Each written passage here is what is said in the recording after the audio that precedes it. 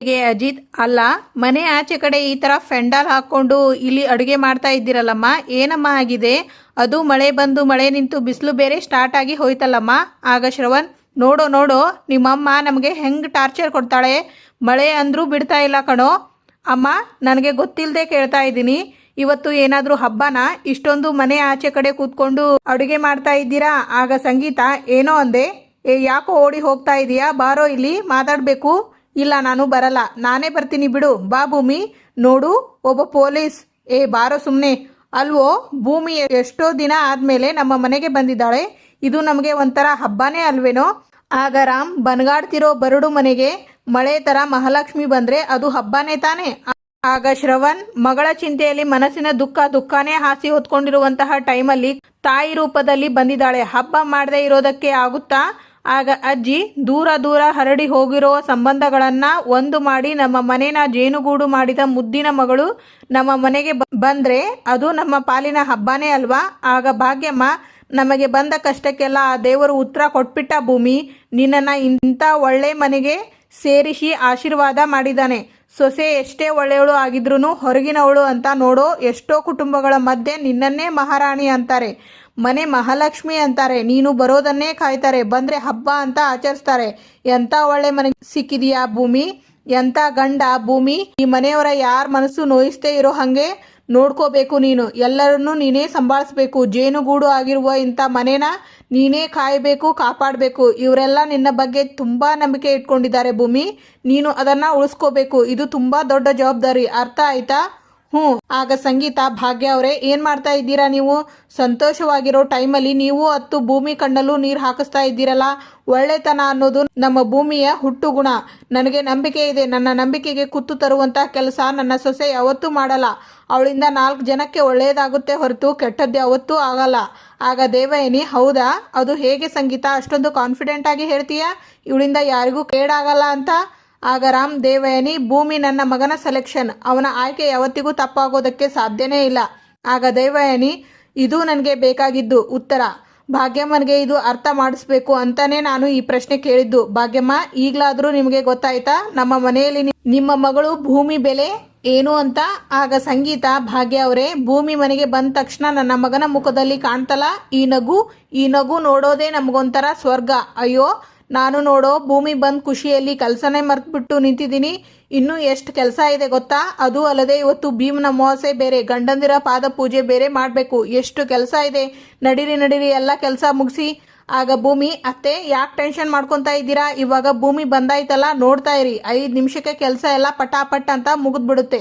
ಬನ್ನಿ. ಹಾಗೆ ಹೇಳು, ಮತ್ತೆ ಶುರು ಹಚ್ಕೊಳ್ಳೋಣ. ಬಾ ಅಮ್ಮ. ನೀನೇನು ನೋಡ್ತಾ ನಿಂತಿದೀಯಾ? ಅಲ್ಲಿ ನೋಡೋ, ನೀರು ಕಾಯ್ತಾ ನೋಡೋ. ಬಾರೋ ಬೇಗ. ನೀನೇನೋ ಸುಮ್ಮನೆ ನಿಂತಿದೀಯಲ್ಲ, ಬೇಗ ಶುರು ಮಾಡೋ. ಎಲ್ಲರೂ ಕೈ ಮುಗಿರಿ. ರೀ, ನೀವು ಅಲ್ಲಿ ಕೂತ್ಕೊಳ್ಳಿ. ಶ್ರವಣ, ನೀನು ಅಲ್ಲಿ ಕೂತ್ಕೊಳ್ಳೋ. ನಚ್ಚಿ, ನೀನು ಬಾಯಿಲಿ ಕೂತ್ಕೋ. ಅಜಿತಾ, ನೀನು ಹೋಗಿ ಅಲ್ಲಿ ಕೂತ್ಕೋ. ಹೋಗು, ಅಲ್ಲಿ ಕೂರು. ಶ್ರವಣ, ನೀನ್ಯಾಕೋ ನಿಂತೇ ಇದ್ದೀಯಾ? ಕೂತ್ಕೋ.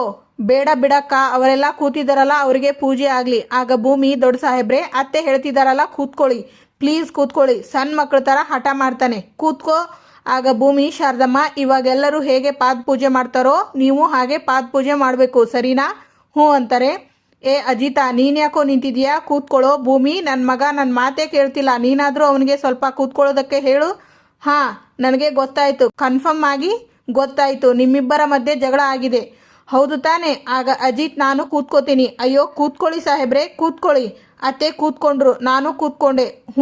ನಿಮ್ಮಿಬ್ಬರ ಮಧ್ಯೆ ಜಗಳ ಆಗಿಲ್ಲ ಅಂತ ನನಗೂ ಗೊತ್ತಾಯ್ತು. ಶ್ರವಣ ರೀ, ಅವರು ಪೂಜೆ ಮಾಡೋದಕ್ಕೆ ಸ್ವಲ್ಪ ಜಾಗ ಮಾಡಿಕೊಡೋ, ಅದನ್ನೆಲ್ಲ ಸ್ವಲ್ಪ ಎತ್ತಿ ಹಿಂದೆ ಇಡು.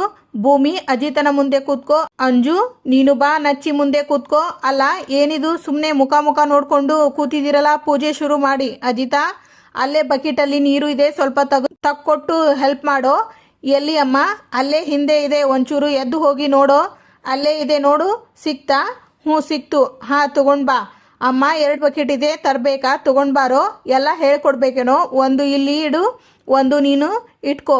ಅಯ್ಯಪ್ಪ ಅಮ್ಮ, ಹೆಂಗಿದ್ರು ಇಷ್ಟೆಲ್ಲ ಕೆಲಸ ಮಾಡಿದ್ದೀನಿ, ನನ್ನ ಕಾಲು ನಾನೇ ತೊಳ್ಕೊಂಡು ಬಿಡ್ಲಾ? ಅದರ ಜೊತೆ ಎಲ್ಲರ ಕಾಲು ತೊಳೆದು ಬಿಡ್ಲಾ? ಓವರ್ ಆಗಿ ಏನು ಮಾತಾಡೋದು ಬೇಕಾಗಿಲ್ಲ. ಮನೆ ಮಗ ಕೆಲಸ ಮಾಡದೆ ಇನ್ಯಾರೋ ಕೆಲಸ ಮಾಡ್ತಾರೆ. ಸುಮ್ನೆ ಹೆಲ್ಪ್ ಮಾಡೋ. ನಿನ್ನೆ ಎದುರುಗಡೆ ನಿಂತಿದ್ದಾಳಲ್ಲ ಅವಳು. ಆಗ ಅಪೇಕ್ಷಾ, ನಿಂದೆಷ್ಟಿದೆಯೋ ಅಷ್ಟು ನೋಡ್ಕೋ, ನನ್ನ ವಿಷಯಕ್ಕೆ ಏನಕ್ಕೋ ಬರ್ತಿದೀಯಾ ನೀನು. ಆಗ ಸಂಗೀತ, ಅಪ್ಪು ಇರು ಇರು, ಅಲ್ವೇ ಅಂದ ಹಾಗೆ ನಾನು ಕೇಳೋದನ್ನೇ ಮರ್ತಿದ್ದೆ. ಅಪೇಕ್ಷಾ, ಇವತ್ತು ಭೀಮ್ನ ಅಮಾವಾಸ್ಯೆ ಅಲ್ವಾ, ನಿನ್ನ ಗಂಡನಿಗೆ ಪಾದ ಪೂಜೆ ಮಾಡಿಬಿಟ್ಟು ಬಂದೆ ತಾನೆ. ಅದು ಇವತ್ತು ಭೀಮ್ನ ಅಮಾವಾಸ್ಯೆ ಅನ್ನೋದೇ ನನಗೆ ಗೊತ್ತೇ ಇರಲಿಲ್ಲ ಅಮ್ಮ. ನಾನು ಮನೆಗೆ ಹೋಗ್ಬಿಟ್ಟು ಮಾಡ್ಕೋತೀನಿ ಬಿಡು. ಅಯ್ಯೋ ನನ್ನ ಕರ್ಮ, ಅದೇನು ಅಂತ ಹುಟ್ಟಿದೆಯೇ ನನ್ನ ಹೊಟ್ಟೆಯಲ್ಲಿ. ಅಯ್ಯೋ ನಾನೇನು ಕೇಳ್ಕೊಂಡು ಹುಟ್ಟಿದ್ದೀನ ನಿನ್ನ ಹೊಟ್ಟೆಯಲ್ಲಿ ಹುಟ್ಟಬೇಕು ಅಂತ.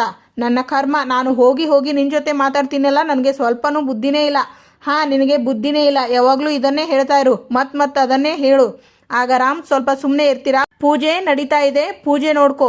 ಆಗ ಅಪೇಕ್ಷಾ, ಈಗ ಸಮಾಧಾನ ಆಯ್ತಲ್ವಾ, ನಿನಗೆ ಬೆಂಕಿ ಹಾಕಿದೀಯಲ್ಲ, ಹೊಟ್ಟೆ ತುಂಬ ಹೋಗಿ ಹಾಲು ಕುಡಿ. ಆಗ ಅಜಿತ್, ಒಂಚೂರು ಸಕ್ಕರೆ ಹಾಕ್ಬಿಟ್ಟು ತಂದು ಕೊಟ್ಬಿಡು. ನಿನ್ನ ಸೇವೆ ಎಲ್ಲ ಮಾಡೋಕೆ ನನಗೆ ಹೇಳಬೇಡ, ಹೋಗಿ ನಿನ್ನ ಹೆಂಡತಿಗೆ ಹೇಳು, ಮಾಡಿ ಕೊಡ್ತಾಳೆ, ನೀನ್ ತಾನೆ. ಆಗ ಸಂಗೀತ, ಅಜಿತ ಸುಮ್ಮನೆ ಕೂತ್ಕೋತೀಯೋ ಇಲ್ವೋ, ನೀವು ಹೇಳ್ತಿದ್ದೀರಾ ಅಂತ ಸುಮ್ಮನೆ ಆಗ್ತಿದ್ದೀನಿ ಅಮ್ಮ, ಇಲ್ಲ ಅಂದಿದ್ರೆ ಸರಿ. ಏನ್ ಮುಖ ನೋಡ್ತಾ ಕೂತಿದ್ದೀರಾ, ಪೂಜೆ ಶುರು ಮಾಡಿ. ಭೂಮಿ, ಅವಳಿಗೆ ಒಂದು ಚಂಬು ನೀರು ಎತ್ತಿ ಕೊಡು. ನೀವೇನ್ರೋ ಸುಮ್ಮನೆ ಕೂತಿದ್ದೀರಾ, ಕಾಲನ್ನ ಅದ್ರೊಳಗಡೆ ಇಡ್ತೀನಿ ಅಮ್ಮ, ಟೆನ್ಷನ್ ಆಗಬೇಡ. ಭೂಮಿ, ಚೆನ್ನಾಗಿ ಉಜ್ಜಿ ತೊಳಿ. ಅಂಜು ನೀನು ಅಷ್ಟೇ. ಶಾರದಾ, ಇವ್ರು ಹೇಗೆ ಪೂಜೆ ಮಾಡ್ತಾರೆ ಅಂತ ನೀನು ಕರೆಕ್ಟಾಗಿ ನೋಡ್ಕೋ. ಶ್ರವಣ್ಗೆ ಹಾಗೆ ಮಾಡಬೇಕು, ಆಯ್ತಾ? ಹೊಡೆದಿದ್ದು ಆಯ್ತಾ ಅಮ್ಮ ಅಂಜು? ಅತ್ತೆ. ಈಗ ಇಬ್ಬರು ಅರಿಶಿನ ಕುಂಕುಮ ಇಡಿ. ಅತ್ತೆ, ತಟ್ಟೆಯಲ್ಲಿ ನೀರಿದೆ, ಹಾಗೆ ಅರಿಶಿನ ಕುಂಕುಮ ಇಡೋದಾ? ಅಯ್ಯೋ, ಪಾದದ ಮೇಲೆ ತಾನೇ ಅರಿಶಿನ ಕುಂಕುಮ ಇಡೋದು, ಏನೂ ಆಗಲ್ಲ, ಹಾಗೆ ಇಡು. ಸರಿ ಅತ್ತೆ. ಇಟ್ರಾ? ಅತ್ತೆ ಸರಿ. ಈಗ ಗಂಧದ ಕಡ್ಡಿ ತಗೊಂಡು ಪೂಜೆ ಮಾಡಿ. ಈಗ ಭಕ್ತಿಯಿಂದ ಪೂಜೆ ಮಾಡಬೇಕು, ಆಯ್ತಾ? ಈಗ ಇಬ್ಬರು ನಮಸ್ಕಾರ ಮಾಡ್ಕೊಳ್ಳಿ, ಆಯ್ತಾ? ಅಪ್ಪು, ಅಕ್ಷತೆ ಕೊಡು ಅವರಿಬ್ಬರ ಕೈಯಲ್ಲಿ. ನೀಟಾಗಿ ಪಾದ ಮುಟ್ಟಿ ನಮಸ್ಕಾರ ಮಾಡಬೇಕು. ಅಕ್ಷತೆ ತಗೊಳ್ಳೋ, ನೀನು ತಗೊಳ್ಳೋ, ಈಗ ಮಾಡ್ಕೊಳ್ಳಿ.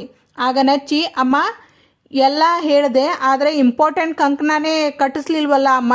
ಅಯ್ಯೋ ಹೌದಲ್ವೇನೋ, ಮರ್ತೇ ಹೋಯ್ತು ನೋಡು. ಮರೆಯದೆ ಇನ್ನೇನು ಮಾಡಲಿ, ನನ್ನ ಮಕ್ಕಳು ನೀವು ಕೊಡೋ ಟೆನ್ಷನ್ಗೆ ನನಗೆ ಎಲ್ಲ ಮರ್ತು ಹೋಯ್ತು. ಏನು ಮಾಡೋಕೆ ಆಗುತ್ತೆ? ಸರಿ, ಈಗಲಾದರೂ ಕಟ್ಟಿಸ್ಕೊಳ್ಳಿ. ನಾನೇನು ಮಾಡಿದೆ ಅಮ್ಮ? ನೀನು ಕಟ್ಟಿಸ್ಕೋ.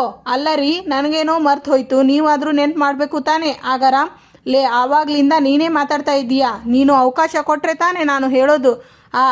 ಏನೋ ಒಂದು ಹೇಳ್ಬಿಡ್ತೀರಾ. ಮದುವೆಯಾಗಿ ಇಷ್ಟು ವರ್ಷ ಆಯಿತು, ನಿಮಗೇನು ಗೊತ್ತಾಗಲ್ಲ, ಎಲ್ಲ ಕೆಲಸನೂ ನಾನೊಬ್ಬಳೇ ಮಾಡಬೇಕು ಅಲ್ವಾ? ನನಗಂತೂ ಎಲ್ಲದನ್ನು ನಾನೊಬ್ಬಳೇ ನಿಭಾಯಿಸಿ ಸಾಕಾಗಿ ಹೋಗಿದೆ. ಅಲ್ಲ, ಇನ್ನೂ ಏನು ಮುಖ ನೋಡ್ತಾ ಇದ್ದೀರಾ? ಕಂಕಣ ಕಟ್ಟಿ. ಭೂಮಿ, ಅಂಜು, ನೀವು ಮೊದಲು ಅವರ ಕೈಗೆ ಕಟ್ಟಿ. ಕೈ ನೀಡೋ. ಈಗ ನೀವು ಇವರ ಕೈಗೆ ಕಟ್ಟಿ. ಕೈ ನೀಡಮ್ಮ. ಇಲ್ಲಿಗೆ ಪೂಜೆ ಮುಗೀತು. ಅಲ್ಲ, ಏನು ಪೂಜೆ ಮಾಡಿಸ್ಕೊಂಡು ಸುಮ್ಮನೆ ರಾಜನ್ ಥರ ಸುಮ್ಮನೆ ಕೂತಿದ್ದೀರಲ್ಲ, ನಿಮ್ಮ ಹೆಂಡತಿಂದಿರಿಗೆ ಗಿಫ್ಟ್ ಕೊಡಿ. ಆಗ ನಚ್ಚಿ, ದೊಡ್ಡವರು ಫಸ್ಟು. ನೀನೇ ಕೊಡೋ. ಆಗ ಭೂಮಿ ಮನಸ್ಸಲ್ಲಿ, ನನಗೆ ಹಸಿರು ಗಾಜಿನ ಬಳೆ ಇಷ್ಟ ಅಂತ ನಾನು ಸಾಹೇಬ್ರಿಗೆ ಯಾವತ್ತೂ ಹೇಳ್ಕೊಂಡೇ ಇಲ್ಲ. ಹಾಗಿದ್ಮೇಲೆ ಸಾಹೇಬ್ರು ಹೇಗೆ ಕರೆಕ್ಟಾಗಿ ಹಸಿರು ಗಾಜಿನ ಬಳೆನೇ ತೊಗೊಂಡು ಬಂದಿದ್ದಾರೆ? ಬಳೆ ತೊಡಿಸ್ತಾರೆ ಅಜಿತ್ ಭೂಮಿಗೆ. ನಚ್ಚಿ, ನೀನು ಏನು ತಂದಿದೀಯಾ ಅದನ್ನು ಅಂಜುಗೆ ಕೊಡು. ಮದರ್ ಇಂಡಿಯಾ, ಇದನ್ನು ನಾನು ಅಂಜುಗೆ ಹಾಕ್ಲಾ? ಅಯ್ಯೋ ಕೇಳ್ತೀಯಲ್ಲೋ, ಹಾಕೋ. Mother India. ಈಗ ನಮ್ಮ ಪೂಜೆ ಆಯ್ತು, ಗಿಫ್ಟ್ ಕೊಟ್ಟಿದ್ದು ಆಯ್ತು, ಈಗ ತಮ್ಮ ಸರ್ದಿ. ಕಣೋ, ಮಾಡ್ತೀವಿ. ಶಾರದಾ, ಪೂಜೆ ಮಾಡೋದನ್ನ ಎಲ್ಲ ಕರೆಕ್ಟಾಗಿ ನೋಡ್ಕೊಂಡೆ ತಾನೆ. ಈಗ ನಾವು ಪೂಜೆ ಶುರು ಮಾಡಬೇಕು, ಸರಿನಾ? ಸರಿ ಬಾ, ನಾವು ಪೂಜೆ ಮಾಡೋಣ. ಬಾ, ನೀನು ಇಲ್ಲಿ ಕೂತ್ಕೋ. ಭೂಮಿ, ಕುಂಕುಮ ಎಲ್ಲ ಈ ಕಡೆ ಕಳಿಸ್ತೀಯಾ? ಆಗ ಅಜಿತ್, ಅಮ್ಮ ಪೂಜೆ ಎಲ್ಲ ಮುಗೀತಲ್ಲ, ಹಿಂಗೆ ಕೂತ್ಕೊಬೇಕಾ ಅಥವಾ ನಾವು ಪೊಸಿಷನ್ ಚೇಂಜ್ ಮಾಡಬಹುದಾ? ನಿನಗೆ ಇಷ್ಟ ಇದ್ರೆ ಹಾಗೆ ಕೂತಿರು, ಇಲ್ಲ ಅಂದ್ರೆ ನಾರ್ಮಲ್ ಆಗಿ ಇರಬಹುದು. ಶಾರದಾ, ತಗೋ ನೀರು. ಫಸ್ಟು ಕಂಕಣ ಕಟ್ಟಿಸ್ಕೊಳ್ಳೋಣ, ಅವರಿಗೆ ಹೇಳೋದೇ ಮರ್ತಿದ್ದೆ. ತಗೋ ರೀ, ಕೈ ನೀಡ್ರಿ. ಕೈ ನೀಡೋ. ನೋಡು, ಹಿಂಗೆ ಕಟ್ಟಿದೀಯಾ? ಆಯ್ತಾ? ಈಗ ನೀನು ಕಟ್ಟೋ, ಕೈ ನೀಡು. ಈಗ ಹೀಗೆ ಭಕ್ತಿಯಿಂದ ಹಿಂಗೆ ಹಿಡ್ಕೊಂಡು ನಮಸ್ಕಾರ ಮಾಡು. ಶ್ರವಣ, ನೀನು ಶಾರದಾಗೆ ಏನು ಗಿಫ್ಟ್ ತಂದಿದೀಯಾ ಅದನ್ನ ಕೊಡು. ಅಕ್ಕ, ಪೂಜೆ ಮಾಡೋ ಐಡಿಯಾನೇ ಇರಲಿಲ್ಲ ನನಗೆ, ಗಿಫ್ಟ್ ಹೇಗೆ ತರಲಿ? ನಾಳೆ ಕೊಡ್ತೀನಿ. ಹೌದಲ್ವಾ? ಸರಿ, ಹೋಗ್ಲಿ ಬಿಡು. ಈ ವರ್ಷ ನೀನೇ ಶಾರದಾಗೆ ಒಂದು ದೊಡ್ಡ ಗಿಫ್ಟು, ಆದರೆ ಮುಂದಿನ ಸರ್ತಿ ಈ ವರ್ಷದ್ದನ್ನು ಸೇರಿಸಿ ತಂದು ಕೊಡಬೇಕು. ನಾಳೆನೇ ಕೊಡ್ತೀನಿ ಬಿಡು. ಹಲೋ, ನೀವೇನು ಆ ಕಡೆ ನೋಡಿಕೊಂಡು ನಗ್ನಗ್ತಾ ಕೂತಿದ್ದೀರಾ? ನೀವು ನನಗೇನು ಗಿಫ್ಟ್ ತಂದಿದ್ದೀರಾ ಅದನ್ನು ಕೊಡಿ ಮೊದಲು. ಕಣ್ಣು ಮುಚ್ಕೋ ಕೊಡ್ತೀನಿ. ಕಣ್ಣು ಮುಚ್ಕೋಬೇಕಾ? ಸರಿ, ಕೊಡಿ. ಕಣ್ಣು ಮುಚ್ಕೊಂಡು ತಗೊಳ್ಳೋ ಗಿಫ್ಟ್ ಅಂದರೆ ಇನ್ನೂ ಎಷ್ಟು ದೊಡ್ಡ ಗಿಫ್ಟ್ ತಂದಿರಬೇಡ, ಕೊಡ್ರಿ ಬೇಗ ಕೊಡ್ರಿ. ರಾಮ್ ಮುತ್ತು ಕೊಡ್ತಾರೆ. ರೀ, ಏನ್ರಿ ಮಾಡಿದ್ರಿ?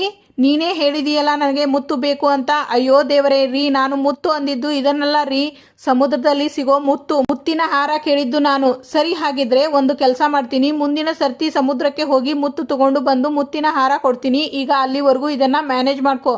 ಅಯ್ಯೋ, ಪ್ರತಿ ವರ್ಷನೂ ಮೋಸ ಮಾಡ್ತೀರಾ.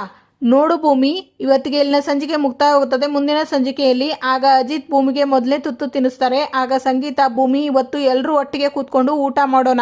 ಆಗ ಸತ್ಯನ ಏನ್ರೋ ಆಗಿದೆ ನಿಮ್ಮಿಬ್ಬರಿಗೂ, ಮನಸ್ಸಲ್ಲಿ ಅಗಾಧವಾದ ಪ್ರೀತಿನ ತುಂಬಿಕೊಂಡಿದ್ದೀರಾ, ಆದರೆ ಒಬ್ಬರಿಗೊಬ್ಬರು ಹೇಳ್ಕೊಂತಾ ಇಲ್ಲ. ಆದರೆ ಒಂದು ಮಾತ್ರ ತಲೆಯಲ್ಲಿ ತುಂಬಿಕೊಳ್ಳಿ, ನಿನ್ನ ಕತೆ ಏನಿದ್ರು ಇವಳ ಜೊತೆ ನೋಡಮ್ಮ, ನಿನ್ನ ಕತೆ ಏನಿದ್ರು ಇವನ ಜೊತೆಗೆ. ಅದನ್ನ ದೇವರು ಬೆಸೆದಿದ್ದಾನೆ, ಅನುಬಂಧ ಮಾಡಿದ್ದಾನೆ. Thank you for watching.